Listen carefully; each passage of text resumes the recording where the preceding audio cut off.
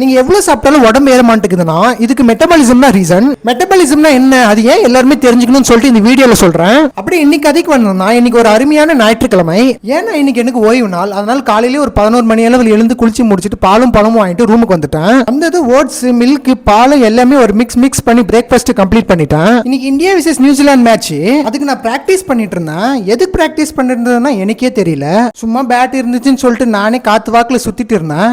எனக்கு தெரிஞ்ச imaginary shutter அடிச்சிட்டு அதை தூக்கி போரமா வச்சுட்டேன். இப்போ மெட்டபாலிசம் கதைக்கு வருவோம். மெட்டபாலிசம்னா எப்படி உங்க பாடி கேலரிஸ் இன்டேக்கால மெயின்டைன் ஆகிறது தான். நீங்க சாப்பிடுற ஃபுட்ல இருக்கிற கேலரிஸ் எப்படி பாடியில அப்சர்வ் ஆகுதுன்னா, அதுல டெய்லி பேசிஸ் ஆக்டிவிட்டிக்கு எனர்ஜி எடுத்துக்கும். பிறகு இருக்கிற கேலரிஸ் கிளைகோஜனா மசில்லையும் லிவர்லயும் ஸ்டோர் ஆகும். மீதி இருக்கிற எக்ஸ்ட்ரா கேலரிஸ் எங்கேயும் ஸ்டோர் ஆகாம ஃபேட்டா ஸ்டோர் ஆகி பாடியில அக்கார் ஆகும். சோ இதனால தான் நம்ம பல்கிங் அப்போ மெயின்டெனன்ஸ் கேலரியை விட அதிகமா சாப்பிடணும். அப்பதான் உடம்பு ஏற.